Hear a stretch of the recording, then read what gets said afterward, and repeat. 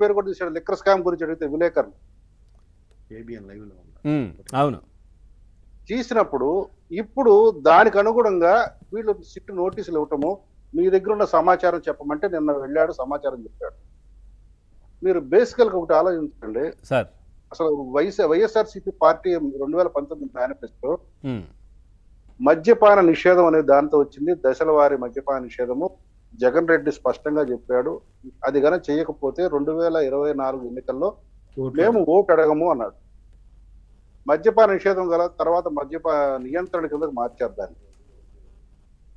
కానీ కరోనా వచ్చింది. కరోనా వచ్చిన తర్వాత మీరు గమనించండి, మొత్తం టోటల్ ఇండియా లాక్డౌన్ పీరియడ్ లో ఉంది. లాక్డౌన్ పీరియడ్ లో ఉన్నప్పుడు ఈ తాగుబోతులందరూ కూడా తాగుడు గురించి మర్చిపోయారు.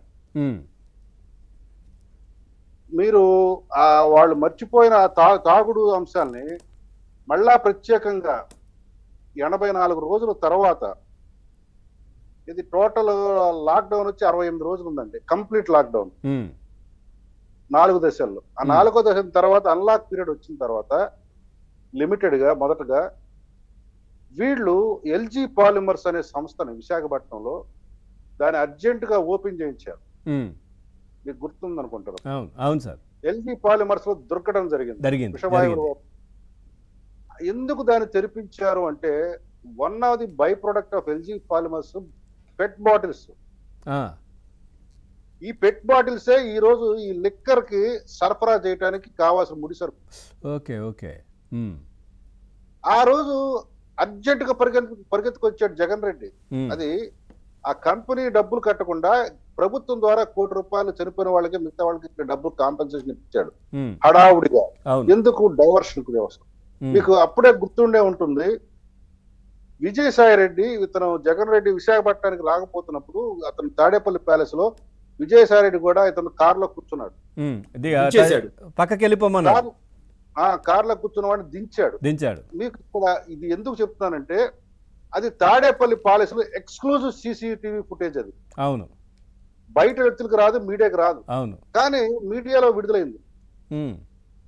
ఎవరు విడుదల చేయించారు? ఇది మీ ఊహకి వదిలేస్తున్నారు. ఆ రోజు నుంచే విజయసాయి రెడ్డి ప్రాభవం తగ్గింది. తర్వాత ఎస్వి సుబ్బారెడ్డి పెట్టాడు, తర్వాత చాలా చాలా జరిగింది, అది వేరు విషయాలు. ఎల్జీ పాలిమర్స్ ఆ రోజు పెట్ బాటిల్స్ తయారు చేసిన తర్వాత ఈ లిక్కర్ అనేది వదిలి పాలసీ ఏం చెప్పాడు? లిక్కర్ ముట్టుకుంటే షాక్ కొట్టాలన్నాడు. ఆ రోజు ప్రజలందరూ తిరగబడ్డారు, మహిళలు తిరగబడ్డారు, షాపులు తిరగొద్దని. లేదు నేను ఈ లిక్కర్ ఎవరైనా ముట్టుకోవాలంటే షాక్ కొట్టాలని అత్యధిక ధరలు పెట్టాడు. మీకు అది గుర్తుంచుకోవాలి ఆ స్టేట్మెంట్. తర్వాత 4-5 నెలలకి మళ్ళీ ఎమ్మటి ధరలు తగ్గించాడు. ఎందుకంటే పేదవాడికి అందుబాటులో లేకపోవటం వల్ల తగ్గిస్తున్నా అన్నాడు. మరి ద్వంద్వ నీతి ఏంటో మీరే గమనించారు. అవును. తర్వాత స్టార్ హోటళ్లకే పరిమితం అన్నాడు. అవును.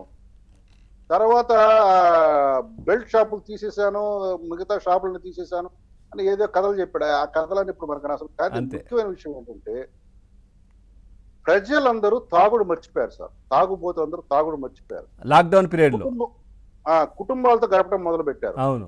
మీరు ఆ రోజుల్లో ఎక్కడ కూడా ఒక్క హాస్పిటల్లో కూడా తాగుబోతులు సైడ్ ఎఫెక్ట్స్ వల్ల, తాగకపోవడం వచ్చే సైడ్ ఎఫెక్ట్స్ వల్ల హాస్పిటల్లో అడ్మిట్ అయ్యారని ఒక్క వార్త లేదు. నిజమే. మరలా జనాల ఈ రకంగా తాగుడు మర్చిపోతే వీళ్ళకి కీలకమైన ఆదాయం పోతుందని తాగుడు బలవంతంగా అలవాటు చేశాడు. చేసిన వాడు నాణ్యమైన మందు ఇచ్చాడో ఇవ్వలేదు. ఆ రోజు నుంచి మన తెలంగాణ నుంచి లిక్కర్స్ వస్తుంటే తక్కువ రేటు అయ్యి వాటిని కూడా ఆపించి జీవో తీసుకొచ్చాడు, కేసులు పెట్టుకోడు. ఇంత చేసింది దేనికి? మద్యం. 20 లిక్కర్ డిస్టిలరీస్ నేను ప్రభుత్వంలో రాకముందే ఉన్నాయి, చంద్రబాబు నాయుడు గారి ప్రభుత్వంలోనే అవి వచ్చినాయని చెప్పాడు. అప్పుడు వచ్చి 14 షాపులకి లిక్కర్ డిస్టిలరీకి ఇచ్చాడు. ఇంకొక 6 ఏమో చంద్రబాబు నాయుడు ప్రభుత్వం రాకముందే వచ్చినాయి అని చెప్పాడు. అంటే అందులో ఉన్న ఏ లిక్కర్ డిస్టిలరీకి తనకు లైసెన్స్ ఇవ్వలేదు కొత్తగా అంటూ టీకా తత్పర్యాలు చెప్పి, మరి ఇప్పుడు ఉన్న విజయసాయి రెడ్డి ఏం చెప్తున్నాడు?